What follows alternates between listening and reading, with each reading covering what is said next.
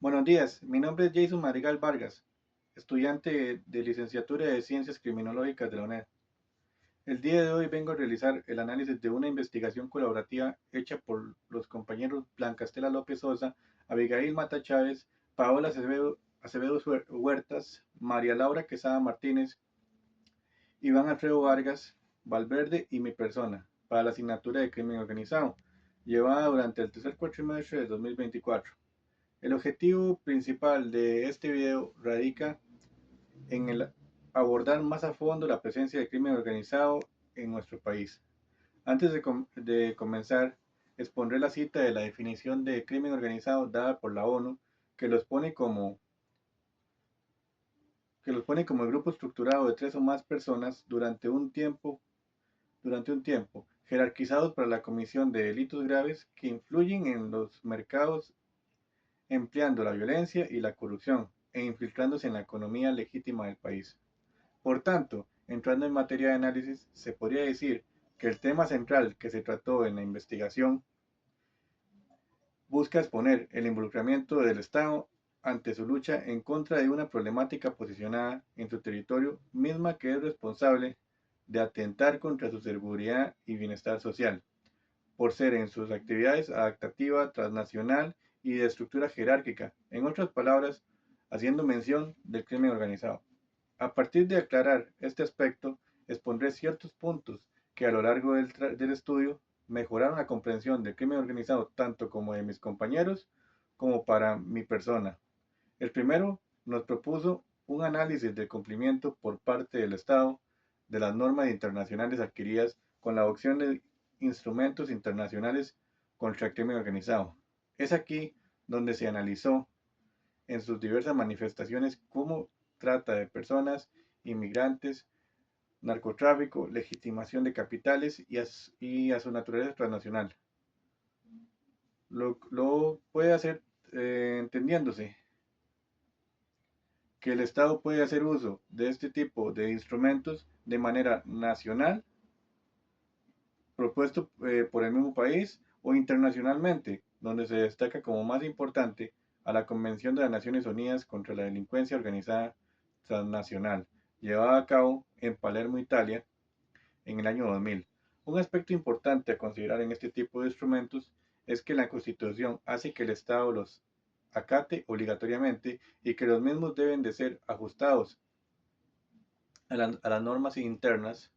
del país, lo cual es llevado a cabo mediante la promulgación de leyes como la Ley contra la Delincuencia Organizada, Ley 8774, promulgada y propuesta en vigencia desde el año 2009. La mejor forma de corroborar si el cumplimiento del Estado se está dando ante la adopción de instrumentos internacionales como estos es mediante el reflejo empírico de sus resultados que exponen estadísticas como en los casos de legitimación de capitales en el año 2022, donde se registró un total de 193 expedientes. En el año 2023 fueron 209 casos y hasta mayo del 2024 van 167 expedientes. O en el caso de narcotráfico y delitos conexos, que en el 2022 registraron 411 casos, para el año 2023 el total fue de 413 y finalmente hasta mayo del 2024 se han tramitado 190 casos. Ante la situación dispuesta con el cumplimiento, se debe exponer que existe un enemigo que, común que puede vulnerar su rendimiento, el mismo visto como la corrupción, situación que además demanda que el Estado se enfoque también en otras áreas que son proclives a la influencia del crimen organizado, como lo es la transparencia de instituciones públicas, especialmente de aquellas dedicadas a la prevención, investigación y represión de la criminalidad organizada. Perdón. El siguiente punto analizado en la investigación hace referencia a los acuerdos de extradición, los cuales exponen una presencia diversa entre Costa Rica y otros países, viéndose estos como producto de convenios y tratados caracterizados por el traslado de un individuo sentenciado o acusado por un delito a otro país. Los tratados existentes entre Costa Rica y otros países son, por ejemplo, el Tratado de Extradición entre Costa Rica y República de Perú de 2002, el Tratado de Extradición entre el gobierno de Costa Rica y el Ecuador en el 2021, el tratado entre Costa Rica y Colombia en 1928 y la Convención de Extradición entre la República de Costa Rica y Chile de 1971, Convención de Extradición entre el Gobierno de Costa Rica y el Gobierno de la República Francesa en 2013,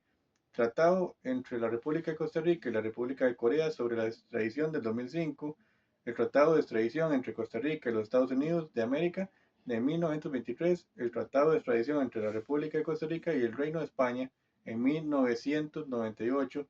Tratado de extradición entre el Gobierno de la República de Costa Rica y el Gobierno de la República Italiana de 2019, Tratado de extradición y asistencia jurídica mutua en materia penal entre la República de Costa Rica y los Estados Unidos Mexicanos de 1995, Acuerdo entre el Gobierno de la República de Costa Rica y el Gobierno de la República de Panamá,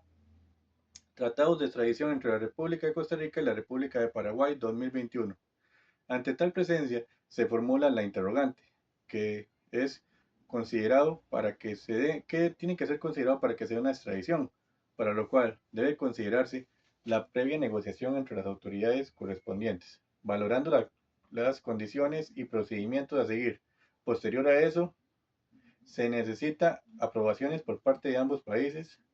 situación que en Costa Rica es dada por la Asamblea Legislativa. Se debe indicar que en el tema es regulado mediante la ley de extradición y otros tratados que pese a que no son establecidos específicamente como reguladores, cumplen con tal función.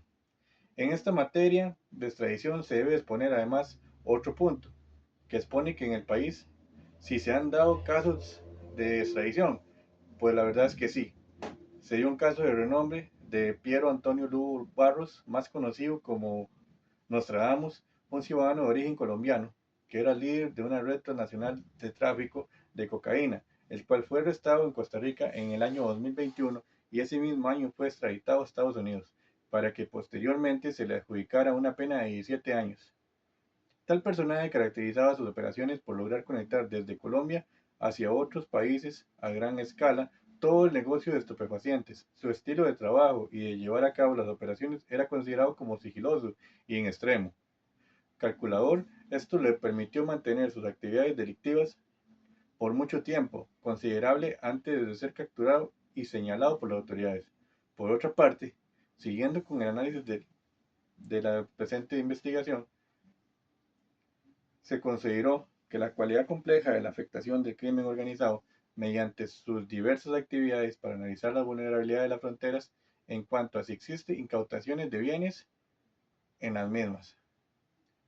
arrojando una situación que expone que sí existe tal vulnerabilidad fronteriza, al exponer que la Policía de Fronteras cerró el 2023 con el triple decomiso de medicamentos contrabandeados con la incautación de 162.153 unidades,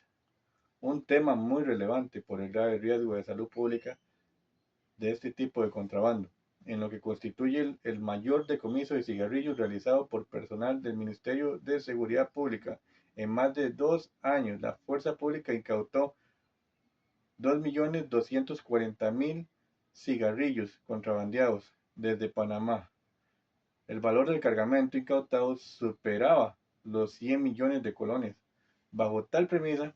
de la realidad se analiza que la apreciación de la ubicación geográfica de nuestro país sirve como puente entre países de oferta y demanda, sumado a aspectos económicos, socioculturales y de corrupción en la ética pública y privada, constituye un justificante para que cada vez más este número crezca, siendo una situación que atenta contra la seguridad y salud pública de los habitantes.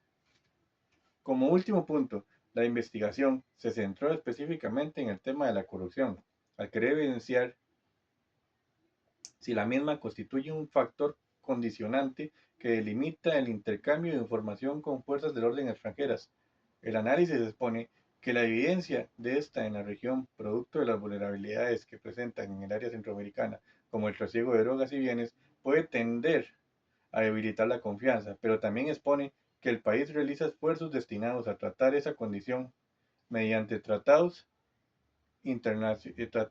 convenios y trabajos internacionales en conjunto con organismos que denotan que pese a los factores de riesgo que representan la evidencia de corrupción, el Estado lucha por mantener la confianza internacional mediante acciones y no simples palabras, entendiéndose por consiguiente